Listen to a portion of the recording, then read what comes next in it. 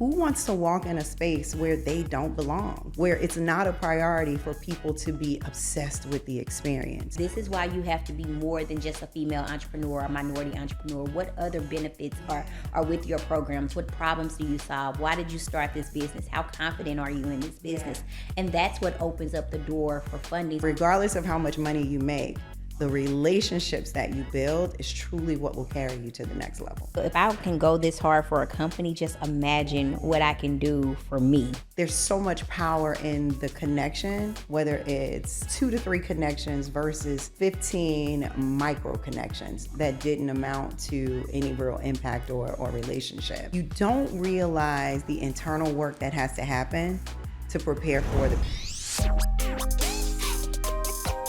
Welcome to another episode of Access Granted, where I give you exclusive access to entrepreneurs who are killing it in their industry. I'm super excited because today we have Miss Modupe here with us. How are you today? I'm so wonderful. How are you? I'm good. I'm excited. We had a pre-conversation and Yes. I am just like filled with joy. I'm so excited about this conversation. I think that this is one that we really truly need. I think this really aligns with not only just grant funding, but being an entrepreneur and knowing when to pivot and just all the amazing things that you know, the struggles that come with being an entrepreneur as well. Absolutely. I'm excited. I'm excited to learn from you in this conversation, and hopefully we will enlighten the masses. Let's do it.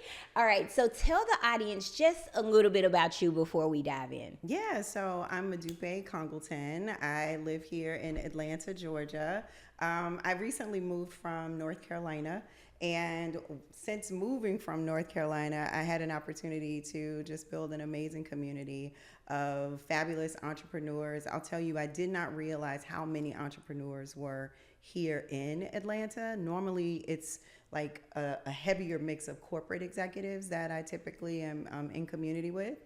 And I'm the founder of the clothing brand called Finally Free Brands, and it's a luxury athleisure collection that was birthed out of my exit from corporate America after being there for 20 plus years. My final stint in corporate, I was a DEI executive.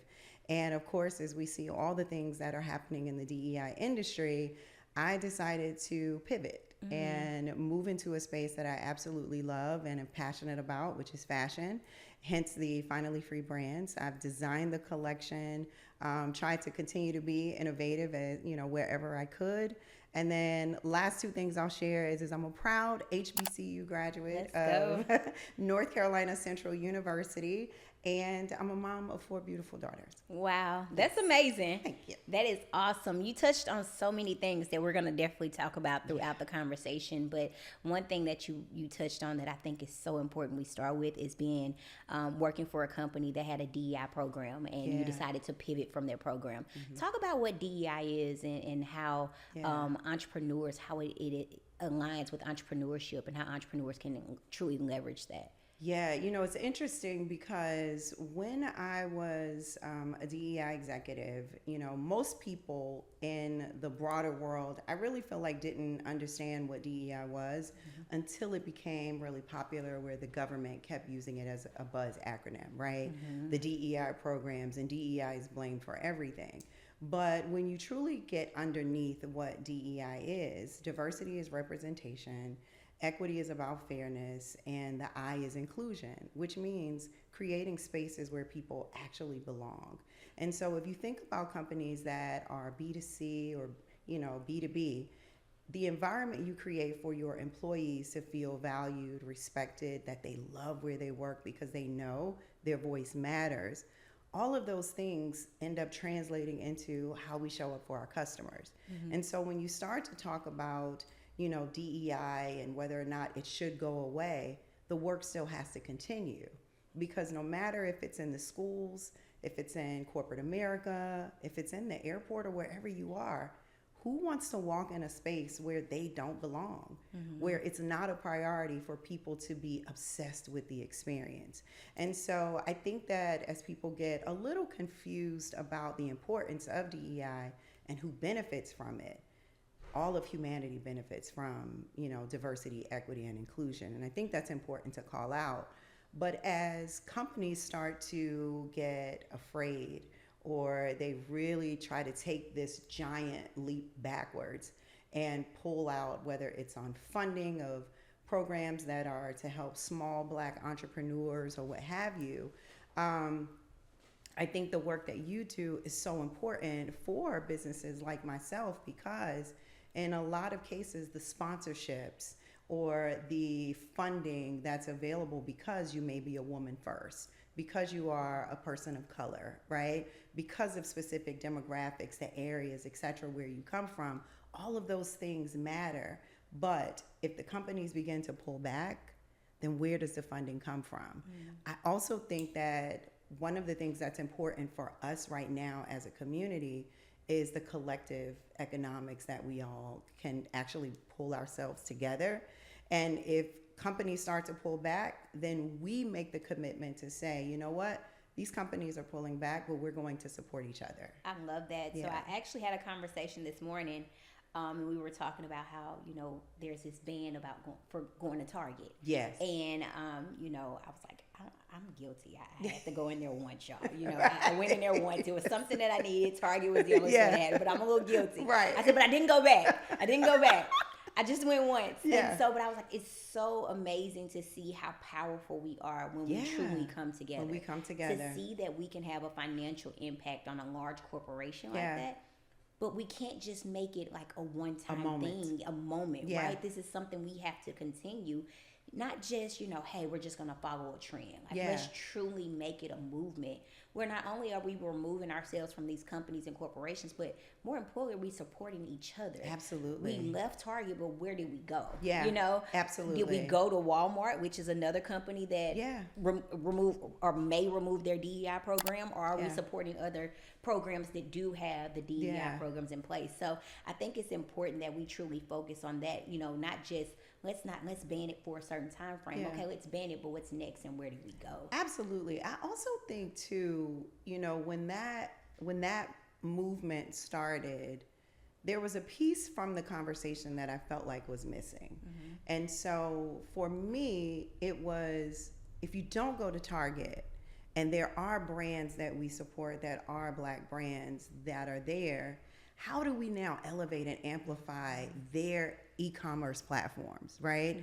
And that's the piece that I felt like, don't go to Target, but go directly to them. Because now you're also cutting out that middleman, right, negotiation, and taking it directly to them. Now, in all fairness, I do understand the backing that larger corporations can offer. When you think about Amazon's supply chain and ability to get to the customer versus, me as a small business who has to pack and ship every single thing, I understand it. But we have to figure out what's the solution for us if we are going to say we're not going to support these large corporations until our dollar is valued differently. But what is that, right? And how does that look? Yes, good. In our community, I have a community where I teach entrepreneurs how to get access to grant funding. And inside of our community, I always encourage them to think outside the box. So you have to be ready to position yourself for all funding opportunities, not just being a minority entrepreneur, not just being able to a female entrepreneur. How else can you position yourself so that you are ready to go neck to neck with anybody else that's applying? So when when all of these things popped up and grant funding being banned and programs, not DEI programs, being on pause, and I had so many people just concerned and scared. And I'm like, this is why I teach you to think outside the box. Absolutely. This is why you have to be more than just a female entrepreneur or minority entrepreneur. What other benefits are with your programs? What problems do you solve? Why did you start this business? How confident are you in this business? And that's what opens up the door for funding. So I'm so excited that we are having this conversation because it's always good for my audience to hear from somebody else. Absolutely. They hear from me and it's like, Coach K just on her horse again. I'm like, no, these are really truly things that you have to do to go out and get access to the capital that you need. Right. Now, you also mentioned earlier that, you had to pivot from, corporate America. And it's definitely something that I had to do. I used to work for Wells Fargo.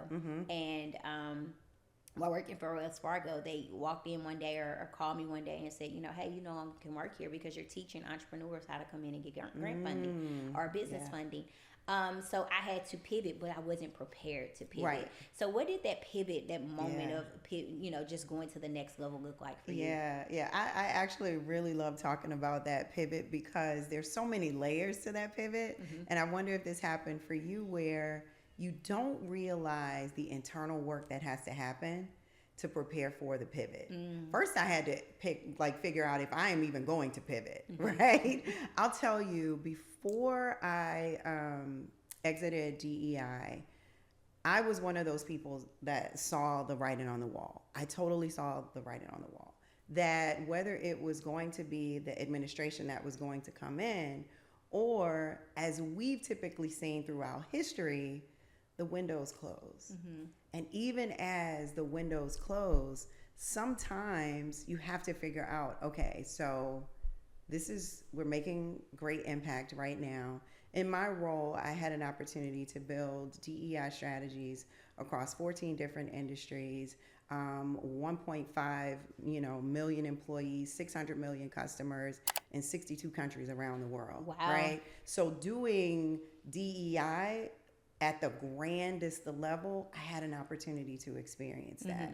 And so, but even with that, and you get involved in the various policies in the different countries around the world and how it impacts different communities, refugees, etc. People assume it's very U.S. specific, but it means and it looks different in other countries, right? Although people typically look to the U.S. for what is the U.S. going to do in many instances, when I was in Sydney, for example, and I'm there for World Pride or doing an interview about Black History Month, right, and how it's celebrated in Sydney, Australia, it really puts it in perspective for you how important the work is. Now, with that being said, the pivot was sort of forced on me, right? Like most people, just like you said, you got that notice one day, you're doing great work, but unfortunately, it ends here, right? And the internal work I had to do was I felt like I fell apart for a little bit, right? Like I, thought, how can I tell anyone? There's no way I can tell anyone that my role was eliminated. And then I found my courage. And that's where that freedom came from. But it was through therapy. It was through my community. And it was taking at least 2 months off to just truly spend time with myself. And I talk about this a lot, that growing up, even starting my career, no one ever said, it's okay for you to take a sabbatical. It's okay for you to take a leave. Your job will be here when you come back. But it was always operating out of this fear of, I've got to show up every day. Got to show up every day. And so that's what I would say. I started with that piece of, I have to figure out what is wrong with me. Why am I feeling so impacted by this that I knew was coming, right? Because I saw the writing on the wall. And yet I was so caught up in loving what I was doing that I didn't prepare myself for it. And so by the time I got through it, prayed a lot, dreamed a lot, and then that's when it was like, you know what? Okay, we're going to do a couple of things. So you talked about basically diversifying your portfolio, right? And the Finally Free clothing line was the passion, the dream. That's what I wanted to do. But then I also had to honor the many years of experience that I've had in corporate America, influencing executives at the C-level, right? Working very closely to build strategy. Transformation is my jam, taking something from nothing and seeing it truly transform into something beautiful. I've done that for years. And so what I did was I created an opportunity for me to do consulting. But one of the things that happens, and I'd be curious if any of your listeners are from the DEI industry. I was in DEI maybe 8 years. And it's as if none of my other corporate experience mattered. You become boxed in as a DEI leader. But the piece that people forget is all of the skills you have to have in order to influence the minds of people. You have to influence their ability to actually change their mindset. Whether it's, I don't agree with the fact that equity is important in this corporation. So now I've got to prove to you that it is, but also help you understand that it's not about you taking a much larger portion of your piece and giving it to me, but how do we create, whether it's the building blocks, so that I can achieve that same level of equity that you have, right? And so that pivot was definitely one that was a bit hard, but I'm telling you, once I got on the other side of doing the work, whew. Do you think that I get this question all the time, people ask, do you think that working at Wells Fargo helped you on your entrepreneurial journey? And I'm like, oh, absolutely. Oh, yeah. Waking up at a certain time and clocking in and being organized and knowing how to network and navigate with different people with different opinions. And I think all of that really shaped Coach K. Yeah. Do you think your time with not just Amazon, but just in corporate America in general kind of molded you to be this amazing entrepreneur? It did. And it's so funny because it wasn't until I had that moment where when I started reflecting on the type of business I'm building, and I remember sitting down thinking to myself, what made me think that I, in this grand age, was going to build a business that in my head can rival Skims, Aloe, Lululemon, all of those things. It's because I've built at large scale. That's right? Amazing. And when I started to reflect on my time, whether at Cisco, and the different roles I had there, global supply chain, then going to Amazon and experiencing true transformation and leadership, that's when it clicked for me. I would have been one of those people potentially that simply took my label, put it on some clothes, and created an e-commerce store, and that was it. But that's not what I wanted to do. I took into consideration all of my travel, all around the world. What do I need when I travel? What didn't I have in place when I travel, right? All of those different things. And that's when I started to think about innovation. Innovation comes from 20 years in tech, right? Sitting at the feet of different CEOs and listening to how their minds work, or just simply asking the question, how can we make this better? What does our customer need? How can I put myself in the position of thinking like a customer? And the last thing I'll say is that it was truly the education that I gained from organizations like the Executive Leadership Council. I don't know if you're familiar with that in Washington, D.C., but going through Strengthening the Pipeline, C-Suite Academy, all of these programs that truly teach you how not to just like grow as a leader, but they teach you about the importance of like relationship currency and how regardless of how much money you make, the relationships that you build is truly what will carry you to the next level. Yeah, I say all the time, if I can go this hard for a company, just imagine what I can do for me, like how hard I can go for myself if I just show up. Yeah. So you have built this amazing brand. Right, Finally Free, right? Finally Free. You got the name from your pivot from. Yes. Okay, I love it. I love it. I love it. I see it all coming together. And I appreciate you. You gifted me. I wish we would have brought it out here, but you gifted me some amazing merchandise that I'm excited to wear. I am always traveling. Exactly. And one thing I love when I travel is my blanket. Yes. So now I always hate like carrying it through the airport. And I feel like, so listen, I appreciate it. I promise you this is going to be something. You're going to see me online. Like, I Coach can't K wait. got her. I can't wait to see you. And I also can't wait for you to experience the coziness of it, right? Okay. Like we see products online that promise to help with anxiety and different things like that. But for me, the Finally Free, although it's bold on the, on the hoodie or even on my pants that I have on, but it's tonal. And so that's the subtlety of it's bold, but then it's subtle because it's yours and it's your personal journey that should be celebrated at the same time. I love it. Yes. So tell me about Finally Free. If I'm watching this right now, what is Finally Free and why should I come grab some right now? Yes. Why should you come grab some right now? Because we are truly getting ready to just dominate the athleisure industry. I believe this. I know it's going to happen because I just truly believe in it. But Finally Free is a collection of clothes that honors the journey to freedom. And so when I talk about honoring the journey to freedom, we talked about one aspect of my journey, which is the pivot from corporate. But then there's also, throughout that time period, we lost a family member, right? Very dear family member. In addition to that, it's overcoming the depression of what is happening in my life right now with all of this change.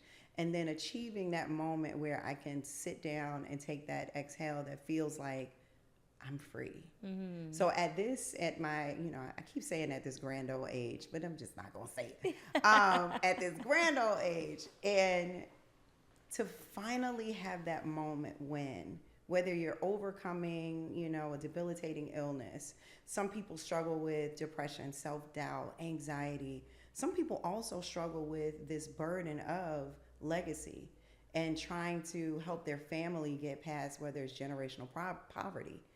And then you reach that point where you're like, you know what, why am I carrying this? This isn't my burden to carry. That's finally free. Oh, this is good. Yeah, thank you. And so that's what it means. It's not just a collection of clothes that is, stylish and chic and a bit of sexy, but it's versatile.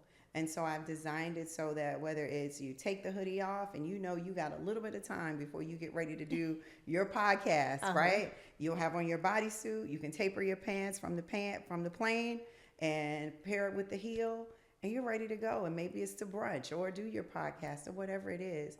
But the versatility in the clothing was something that was important to me. Oh, that's huge. So this is everything that you wish you had, right? Yes. So yes. I love when, creatives and people who are in fashion, they create a product that just meets the need. Yeah. Because I'm so on the go sometimes, and sometimes I do need to just pop on a heel with a pair of sweats or a pants and just be able to walk into a meeting or something and still look stylish and fly. Absolutely. But I'm still able to make it convenient. Exactly. So I appreciate you for Thank that. you. And it was us in mind, right? When I thought about my community, it was the me's, the you's of who's on the plane. And I know that we've got a limited amount of time. And when we get off that plane, you're already on the phone, whether it's your assistant, your chief of staff, or whomever. What time do you get here? They're getting ready to walk in, and you're like, I'm almost there, but I just want to go by the hotel and freshen up. You may not have that time, but what you will be is fly. I love it. So would you say you had a target audience? Would that be your target audience, or is it for just women in general who want to look good and feel good and who are ready to be financially free or finally free? Yeah, I would say it's for women. It's for non-binary. I do have hoodies that are unisex. So if there are men, I also have men's t-shirts. But what's so wonderful about the men's t-shirts is I designed it with the thought of a man. Okay. Right. But one of my girlfriends who's also in fashion, when she saw it, she actually said, "Oh, I'll pair this with a cute maxi dress and a pair of boots." And she just put a whole new look on it that I hadn't even considered. And so it is truly, whether it's women or non-binary or anybody that just wants to honor their journey. But I would encourage everyone to buy it for your friends and family or for yourself. I love it. I love it. So you decided to pivot from corporate America. Now you're a full-time entrepreneur, right? And so you started the clothing brand. What are some challenges that you faced with starting this brand? Yeah, you know what? I'll tell you, we talked a bit about it, is the content, right? I can take a photo all day, but knowing that people want to see you in your brand, they really want to connect you with your brand. And so that is one of those things for me that I'm like, okay, I can do this. But you've given me a strategy to just go ahead, strategy to knock this all out. So I'm excited about being able to do that. That's one thing. This is a real challenge that I'm getting ready to actually talk about. We've got videos on TikTok, hundreds of thousands of views, right? Lots of clicks, lots of traffic to the website. But that translation from the clicks to the buys, still trying to crack that nut there, because majority, of course, it needs to be new customers before it can just be repeat customers when you're starting a brand, a clothing line. And that's probably one of the biggest challenges. And then I'll tell you another challenge is because I've had such a career in corporate America and pivoting to starting something new, there are moments where I feel like I'm trying to retell the value of who I am as an executive and as a leader, or as a woman at times. And that has been something that I try not to let get to me too much, because I think some of that comes with the privilege of being an executive and having to start over. And, I still have to crawl before I walk like most people. I love it. So is it okay if I share a little gem with you real quick? Please share. Okay. So as you know, I help entrepreneurs get access to grant funding. And as you're talking, I'm like, oh, there's so much grant funding out there available for us, because you're not only starting a brand that looks good, but it makes women feel good, but there's also an impact associated with it. And when I look at your brand, it's going to be a symbol of me being finally free. Yes. So as I'm thinking, I'm like, oh my goodness, there's one particular grant, Chick-fil-A, for example. They have a grant. It's called the True Inspiration Grant. And they only want to know how you're being an inspiration in order to qualify for this grant. Or Famous Amos, like the cookie Famous Amos. They have a grant called the Ingredients for Success. So they just want to know what your ingredients are for success. Yeah. But eBay just gave out a grant. eBay, they just gave out a grant for $50,000 to people that were in the fashion industry. And they only wanted to know about your brand and how your brand was making an impact. And they give this grant out, I think, twice a year. So you're sitting, you're talking, and I'm like, oh my goodness, there's so many opportunities that we definitely can connect and definitely can. Oh my God, I'm lighting up inside. Oh my gosh.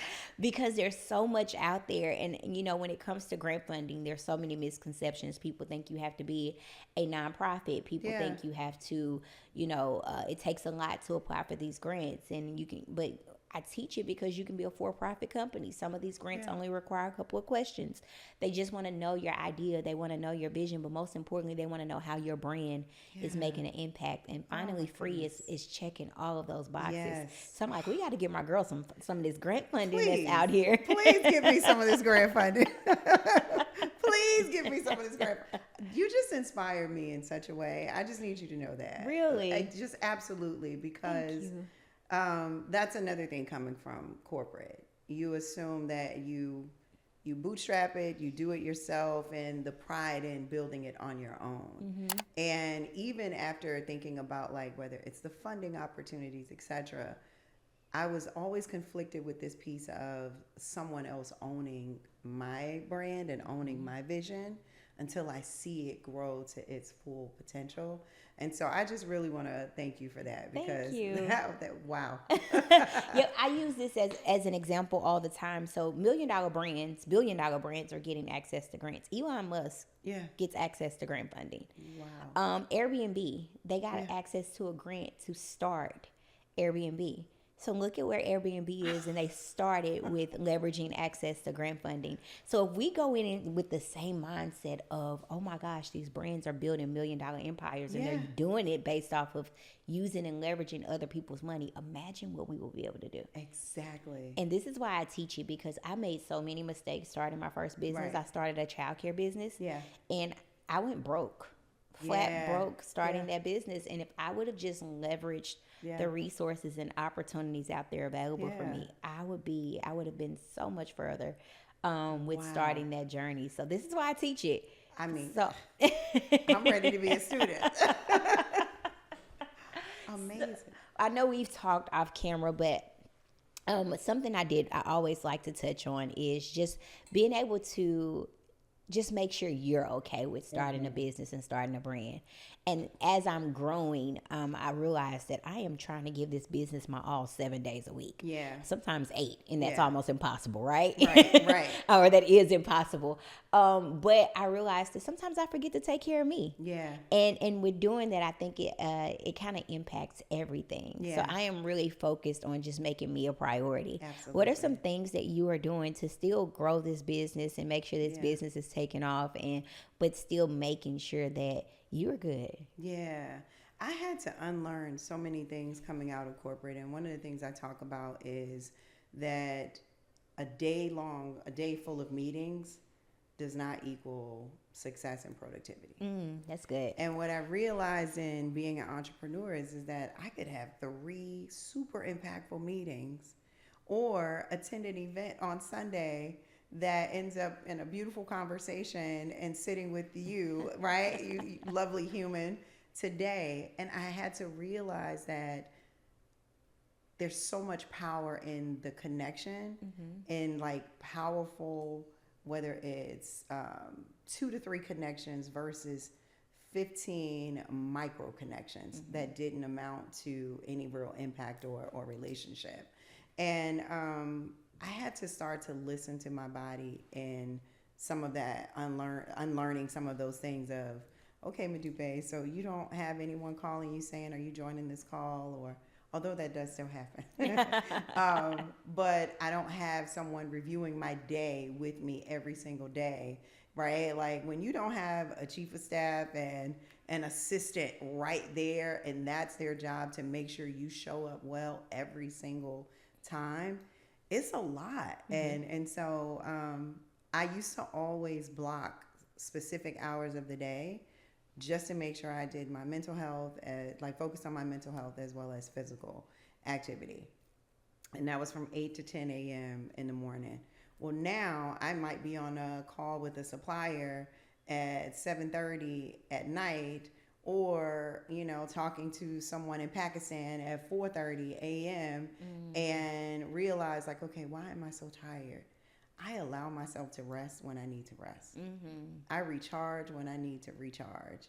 But then I also honor that if I have an idea or a thought, it might be all day Sunday I'm working on it, right? And maybe Monday I can, you know, do something different in the afternoon, you know, cook dinner or go take a class or do something.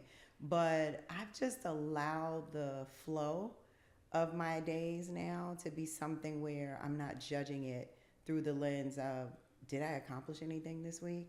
Because at the end of the week, I end up accomplishing so much, and I did it with like less time. That's good. But I try to take care of myself. I definitely work out. I'll tell you the biggest thing for me, and my assistant and I, we were talking about this. I can tell the difference in how I feel if I meditate versus when I don't meditate. Really? Oh my gosh. I struggled with insomnia for like 2 years. And so this is also one of the things that I do, which is, it's called the Oura Ring. And it's amazing because it tracks your sleep, your oxygen level, like changes in your body, whether it's, you know, from your cycle or whatever it is. And so when I don't wear my Oura, I'm not holding myself accountable of tracking my sleep. So if I look at the trend for the week and can see that one day I got 3 hours of sleep, another day I only got 4 hours, then I know by the time I get to that 3rd or 4th day, I'm going to feel loopy. And so now I need to adjust the time that I go to bed at night, make sure I wind down, be conscious of what I ate so that I can get a good night's rest. So yeah. You know what? I seen that on someone's page. Yeah. And she talked about how she's been tracking and It's just game-changing. adjusting. And I'm getting one. It's game changing. I remember this is when I ended up getting it. I used to travel all the time, as I said, and it was one night I was up at 2 a.m. and I had really bad shoulder pain, and it's the craziest thing because I had the shoulder pain it happened from putting my suitcase constantly over my head. Wow. So the repetitive movement ended up triggering a calcium deposit, and it put me in this like debilitating pain. So I was up one night and I'm on Instagram, and one of my friends who lives in San Jose, and I'm responding to her story. She's like, "Why are you awake?" And I was like, "I can't sleep." And she said, "You need to get the Oura Ring." And lo and behold, I got the Oura Ring, and I'm sending her my score because it gives you a score. So I'm like, yes, I got a 90 score. I slept good last night. My oxygen level was low. I mean, it was high. I did so good. So it gives me something else to celebrate. That's good, especially when you're like a person that likes to monitor what's going on. Yeah, I think that would be super beneficial for me. Definitely something I need. You got to get it. Yep, I try to make sure that. So I got to a point where I got kind of lazy with being an entrepreneur. I'll be Yeah. transparent with that. You know, Yeah. being able to, the flexibility of being able to get up when I want to, Yeah. you know, going to sleep whenever, you know, not really having a set schedule. And that happened over time. But initially when I first started, I was like, I'm going to make this like I'm going to work every day. Yeah. So I'm going to get Yeah. up. I'm going to, you know, get dressed. I'm going to, you Yep. know, go work at Starbucks or something. So I'll make sure I'm good and be Yeah. productive that day. And then it just kind of like twinkled down. So Yeah. now I'm back into the space where, oh no, I got to truly lock in. Like I Yeah. got to have that I'm working mindset. Exactly. So I try to make sure I'm up, you know, 5-6 o'clock in the morning, Yeah. and then, you know, do something productive, and, you know, make sure I get my baby off to school, Yeah. and then, you know, just make sure I'm scheduling time throughout the day. But I Exactly. love that you mentioned just setting that appointment or making that time for you. I had a Yeah. good friend who he fusses at me about not working out. And he said, schedule it as a business meeting. If I know anything about you, you're not missing a business Right, meeting. right. He said, so on your calendar, I need you to schedule this as Yeah. a business meeting. Yeah. And he said, just put it, you know, just schedule it as a meeting at the gym. And he Yeah. said, when you see it that way, you won't miss it. So I a said, good okay, that's what I'm idea. going to have to do. Like me in the gym, we have a business meeting. You know, it's like 30, 45 minutes. That's Just go a make your good deposit. idea. So I was like, okay, I'm going to do it. So we actually just had this conversation. So Yeah. that's my goal for Yeah. next week. I definitely think I need to get that You Oura got to ring, get it. but for you sure. have to get it. Okay. Because you know what else it does? It tracks your stress levels. And so if you think about a moment where you were getting ready to walk into, whether it was something that was a meeting that you're like, I don't know what the outcome of this is going to be, but we're going in. Okay. And you can go back and look at how did your body respond during that time. And it also gives you the opportunity to think to yourself, this was all in my head. My body wasn't actually really responding into this in a way. So I'm good. I'm not as stressed as I thought I was. Oh, that's good. Yeah. That's really good. That's good. So you're not from Atlanta. You recently just moved to Atlanta. What made you move to Atlanta? I actually moved to Atlanta for Amazon. Okay. And then shortly after I moved here, my position was eliminated. Okay. And but I'll tell you, it was a blessing because I was running a little bit scared, and then I realized that I was in the right place. So I'm exactly where I'm supposed to be. So it was one of those things. It was a blessing and a curse at the same time. But it's been amazing. I've been here since last June. It took me a little bit of time to adjust. I'm still trying to adjust to the traffic. I really every day think to myself, where are all these people coming from? And why do they all have to go at the same time? But I just meet some of the most amazing human beings here. They just get it here in just Atlanta. get it. Like you can have a meeting on a random Tuesday with a millionaire who can help you pour into your business, and it just it just works. It just works. Yep. Yeah. I recently just moved back to Nashville. Mm-hmm. So lived in Huntsville, Alabama for years since I graduated high school. Yeah. And went to Alabama A&M, but with the business taking off so much, I had to make sure that my baby was good. Yeah. So I retired my mom. Congratulations. Thank you. That was huge. So she worked for a factory. She worked for Nissan. Has been working there for 30 something. And she's been working there for 30 something years. Yes. Since I was a baby. So it's like, let me do something different. All That's those, awesome. So now she is full-time granny. And just making sure my baby's good. So it required me to relocate back to Nashville. Yeah. But I'm here all the time. Yeah. Because Atlanta is it's a movement. It's really it's is. so many opportunities here. It's so many opportunities, and this was probably one of the biggest things that I noticed about Atlanta is the people that I meet don't gatekeep.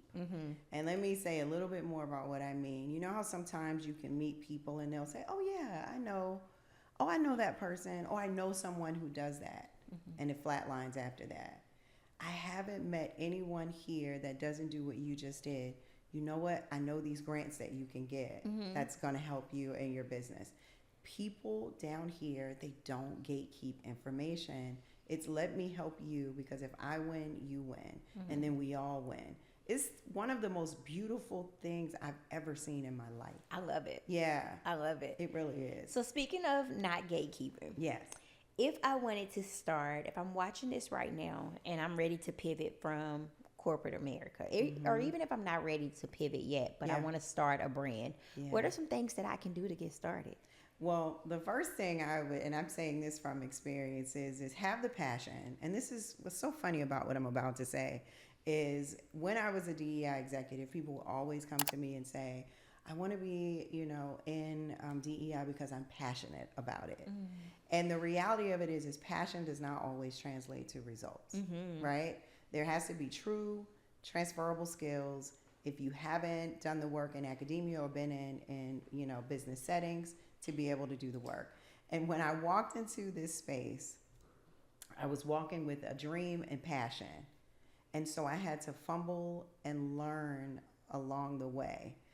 I've lost a little bit of money from learning, making mistakes, trusting that people operate with high degrees of integrity. And I'm learning that not everyone does. Some people will lean on the fact that you're green in the space and take advantage of you.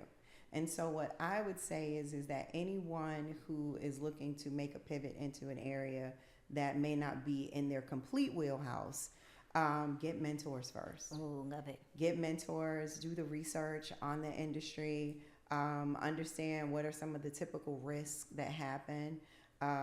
Chat GPT is like my best friend when it comes to understanding, right? Like one of the things I will say that I approach this business as a corporate executive, meaning I have something I need to accomplish. I want to accomplish it by this time frame.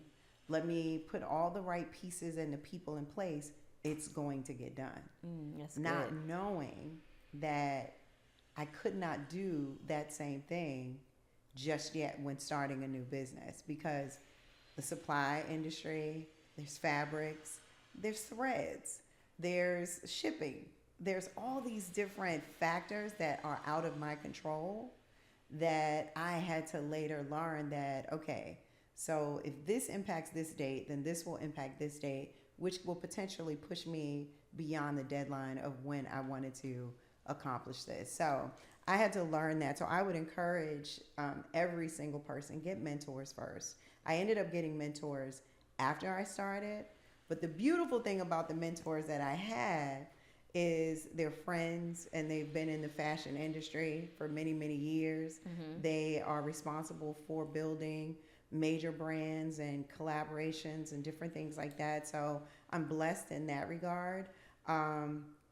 And the last thing I would say is that look into the funding first, so that if it is you are, using your savings, maybe it's savings versus you doing it all on your own. And so that is so many things that I wished I had learned and just, sort of took time to sit down. But one thing I will say that I'm really proud of is ChatGPT said on average it takes 18 to 24 months to launch a successful clothing line, and I was able to do it in 8. And so hence the experience of corporate, by building a marketing strategy, having a go-to-market strategy, having diversity in my suppliers that I work with, but also having a small team of people who believe in what we're building. And that's where I'm like, okay, we still did it. We got to celebrate what we actually did. Yeah. You mentioned on that mentorship piece, and I think that's one of the key things that people are missing when it comes to building out a successful business. Yeah. We think we can do it on our own. Yeah. And a lot of us, we do, right? Right. But we always end up going back to mentorship. Absolutely. That was me. I thought I could do it on my own. I did it, and I made a lot of mistakes, but then it just had to go back to, who can help me out? Who can help me out? Who can help me get to the next level? Because you only can do so much by yourself. You can only do, and you know what else? So something else too is, if I'm hiring somebody for a job, I've got to interview them. I might ask for referrals. And with this, I ended up, I'll tell you, I'll be completely transparent. I invested a lot of money in a company that appeared to believe in the dream, but I should have gotten referrals because the referrals would have told the story that maybe they were overpromising and would potentially run the risk of not delivering, which would, potentially hurt my brand. Yeah. So I've had to learn a lot. Yeah. But we take those lessons and we apply it to the business or the right way, you know, and then we just take it and we keep growing and we keep thriving. This has been amazing. It's been so good talking to you. So outside of Finally Free, are there any other companies that you have under you that we haven't talked about? Yes. Okay, what else? You got to tell me. Give us access. Yes. So as I talked about the consulting piece, one of the things that is my superpower is true business transformation. And whether it's consulting and partnering with small businesses on transforming their business after you've helped them get the funding, then it would typically be me that could come in and help them build their strategy and their team so that their teams can actually execute on behalf, and then they can scale. That's one piece. And then, of course, the inclusive bodies of work, right? Building inclusive environments in the workplace is something that is just a zone of genius of mine because I've done it for so long. And as I said, for larger corporations. So my MRC consulting company is there. And then I'm also working on a book that is called The Freedom Framework. The Freedom Framework is all about, when you think about achieving that internal freedom, I didn't just wake up one day and was finally free. There were steps I took to achieve it.